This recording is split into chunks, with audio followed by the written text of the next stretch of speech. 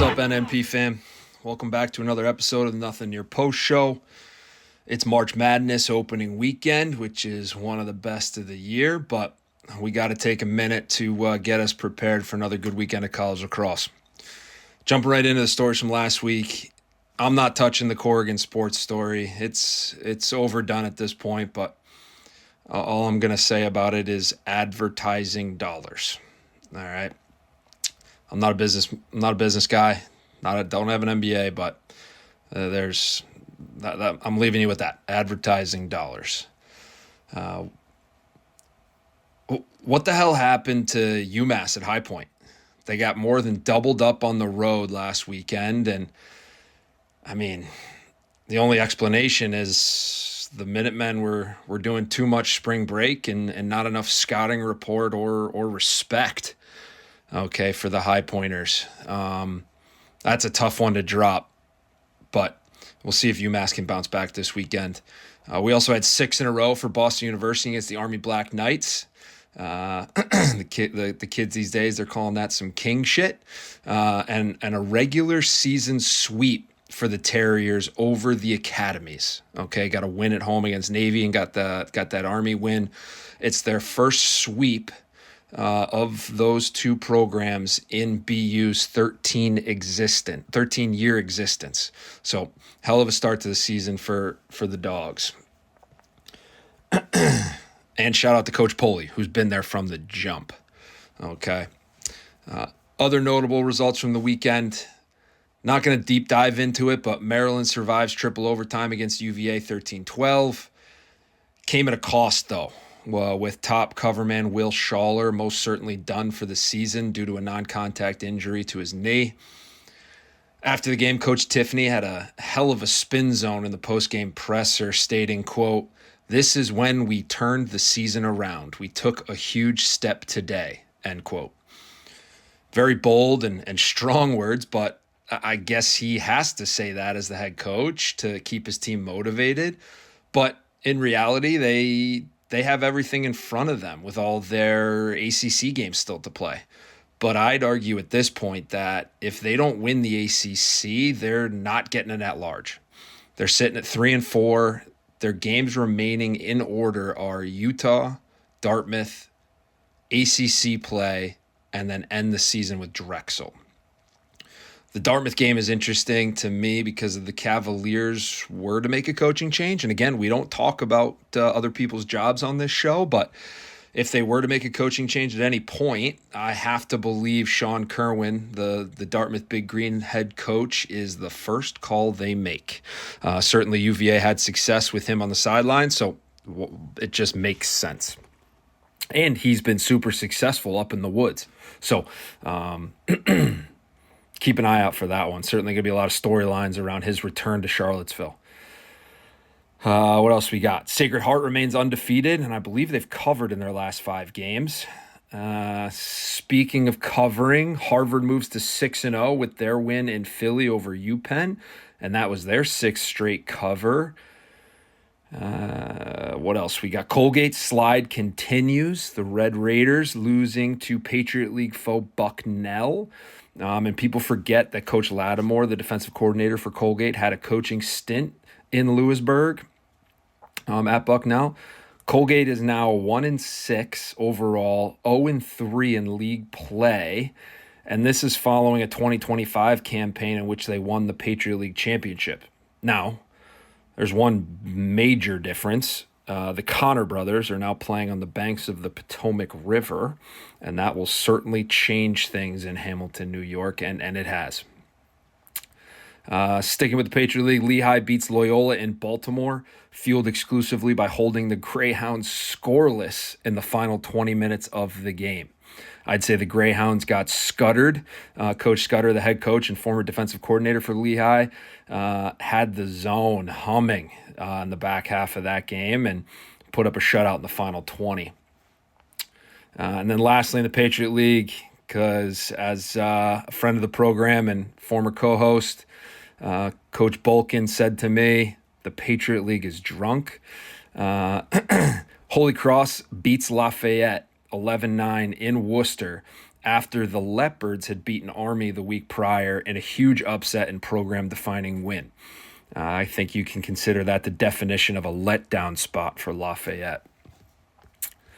I think that's all we got on D1. We got a new segment alert. We're calling it Eden Hall Academy. Okay, the stage for the third best Mighty Ducks movie, D3. Okay, so we're going to go over the Mustang Classic, some quick hitters. Lynchburg started the party exactly how Callum would have wanted it in their 22-21 thriller against the number 2 CNU. They will no longer be number 2. I don't know what they are off the top of my head. The Hornets weren't able to keep the momentum going into day 2 as they took on the Gettysburg Bullets. Notable Bullet alums, John O'Dearna, Dan Sharbaugh, Pete Milliman, and Congressman Ron Paul, as well as Coach Kadelka. The head coach for Lynchburg is also a Bullet alum. I would assume all of them were locked in to see their Bullets beat the Hornets 15-13 behind a 6-goal effort by Charlie Johnson, the junior from Wilton, Connecticut. RIT took 62 shots in their second game of the Callum Robinson Mustang Classic against Washington and Lee. Tough day for the starter for Washington and Lee, Zach Rosenberg. 14 saves, 16 goals against. And then replacement J.J. Kim had 3 saves and 6 goals against, where RIT lit up the scoreboard. If I'm JJ, the replacement who came in, when coach looks down the bench, I'm giving him the international hand signal for, nah, I'm all set, coach. The old across the neck, open hand. I'm good on that. But went for it anyway. RIT gets back going. 62 shots is bananas. The Tufts Jumbos went 2-0 at the Mustang Classic, and I'm ready to pencil them into the Final Four. But before we get there, I'm stoked for the game they have against Bowdoin. All right, always the last game of the regular season for both teams, and it's on a Wednesday night. This year's edition is on Bellow Field in Medford. Tufts, this week's poll was number 1. Bowdoin was number 2. All right, that's enough of Eden Hall Academy, our new segment. Speaking of looking ahead, let's jump into Headman. We're going to Headman it here, the segment where we look at the most interesting storylines for the upcoming weekend. First up, the Utah Utes. Salt Lake City travels to Charlottesville to take on the Cavaliers, team that, quote, took a huge step in their loss to Maryland last weekend. But the Utes are no doormat. Sitting at 5-2 with their only 2 losses coming to Duke and Denver, both on the road. Utes are led by the best attackman you haven't heard of, Ryan Stiles. He has 37 points on 23 goals and 14 assists. And his line mate, sophomore attackman Luke McNamara, is filling it up with 32 points on an astounding 30 goals and 2 assists. Hey, Luke, maybe pass the ball a little bit, bud. On the UVA side, personnel-wise, I have to give flowers to the Millen brothers. Their stuff in the stat sheet when the expectations couldn't be higher. McCabe leads the team with 41 points on 16 goals and 25 assists, while Brendan is a perfectly balanced 15 goals, 15 assists for 30 points. If UVA actually did turn around the season, it starts with these 2 dudes continuing to cook alongside Truitt at attack, who Truitt, I truly believe, is a straw that stirs the drink for the Cavaliers on offense. Moving on, we're getting the opening weekend of Big Ten Conference play. Michigan, coming off a 4-goal output against Notre Dame, travels to Baltimore to take on Hopkins, who protected home field against Navy last weekend. Not sure what to make of the Wolverines, to be honest, and this Hopkins offense is actually starting to gel a little bit, averaging 12.5 goals a game. Extra man is humming along at 50%. Chauvet is the best left-handed shooter in the country and arguably the best overall shooter, period. But I've been impressed with Eiler and Ayers recently, being the party starters, if you will, with their speed and quickness, initiating the offense and getting the defense moving, but also in sort of those broken plays, their quickness, they're fearless getting to the front of the net too if you let them get underneath to the scary area.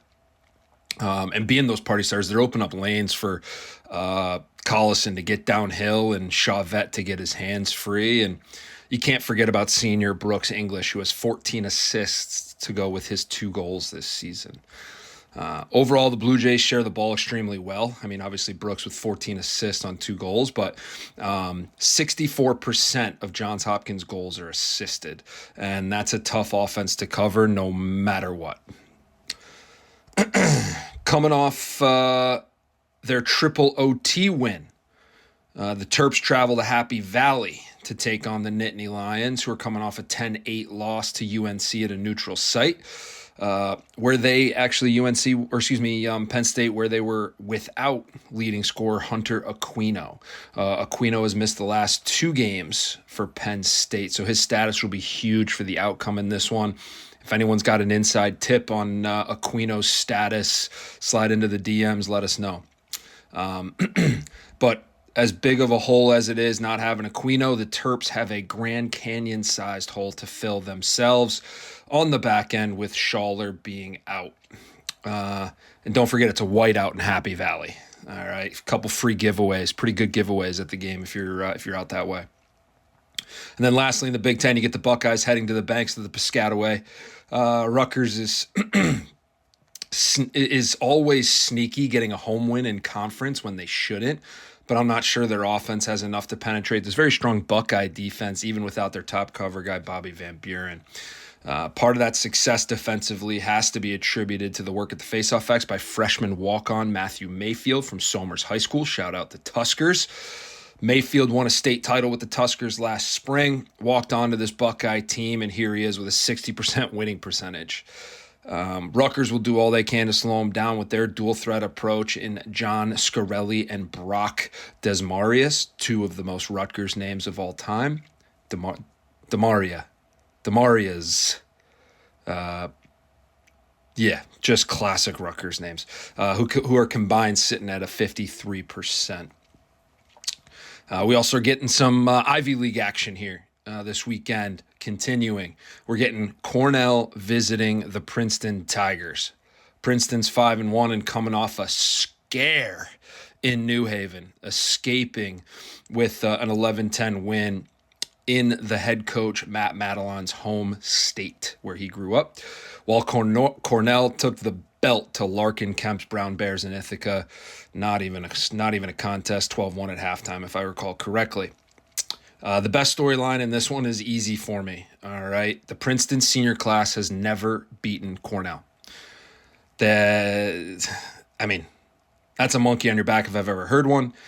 Can they finally slay the dragon this weekend? No more Kirst or Long for the Big Red, but they still have Firth and Goldstein.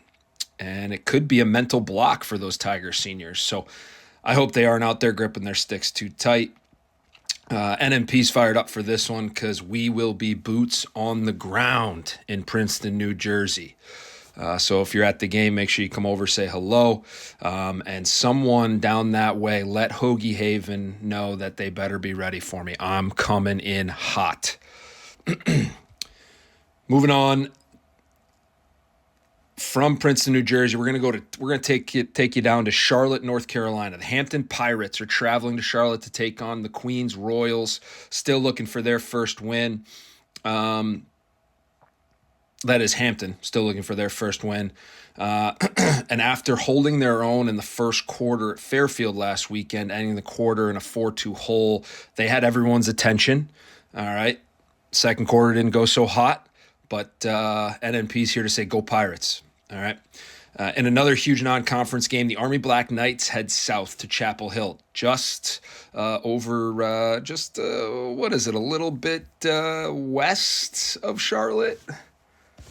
Nope, a little bit northeast of Charlotte. As Army heads down to take on UNC, the Black Knights are doing their best Mighty Python and the Holy Grail impression, saying their back-to-back losses are merely a flesh wound, while North Carolina looks to remain unblemished at home.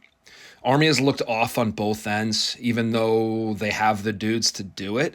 It's just a question of putting it all together. The biggest difference I can see is the face-off X. They have had dominant dudes at the face-off X for the last 5+ years. But so far this year, they're below 50% at the dot. And it won't get any easier as Brady Wambach will be strutting out there for the Tar Heels. And ho-hum, he leads the ACC in face-off winning percentage at 69%. Nice. I'm also not here to listen to the Wambach being compared to T.D. Ireland and Trevor Baptiste just yet. You can miss me with that. And last game, can't forget about the Sacred Heart Pioneers, looking to stay perfect as they take on Canisius at home. And shame on the voters for not giving the Sacred Heart Pios a top 20 spot this week. NMP will be releasing our first top 20 next week, and we will get it right. I guarantee you that. Keep an eye out on X, the Everything app, for the NMP top 20 come Monday. That's all we got for Saturday. Sunday, we closed the weekend with two marquee matchups, both at 1 p.m., obviously, because we can't figure out how to space these games out. Syracuse returns home to the Dome after 6 games on the road, and they will take on the Georgetown Hoyas. Cuse is 7-2, with their 2 losses coming at the hands of Harvard and Princeton, both road games, and by a combined 5 goals. Now, if you remember correctly, they lost to Harvard by 1. And I think it's worth mentioning that both the Crimson Tide and the Tigers are in the top 5 of all the rankings, which we have too many ranking lists, in my opinion. Georgetown came into the season with high hopes and expectations, but have left a lot to be desired so far. But I will say this, Mike Harney, Georgetown alum and friend of the program, both NNP and Georgetown, astutely pointed out that the Hoyas started the season behind the 8 ball, having their week 1 and week 2 games canceled due to weather. And those would have been valuable learning experiences, valuable reps for the squad to continue to gel and come together. But for this one, we all know the narrative about Cuse in the Dome, and it would be easy to say the Georgetown matches up nicely with the Orange, given the Hoyas' strength is on the defensive side. But the Cuse may have found something when they hung 13 on the Denver Pioneers at Peter Barton Stadium, when the Pios were only allowing 6.3 goals per game going into that one, and Cuse hung 13 on them. Now, Georgetown has found some mojo in their last 2 after losing 3 in a row, winning both games convincingly against Albany and Loyola, but Sundays will be a different beast. The best fans in the country will be out in droves, having been starved for Orange lacrosse the last 5 weeks. Keep an eye on that one.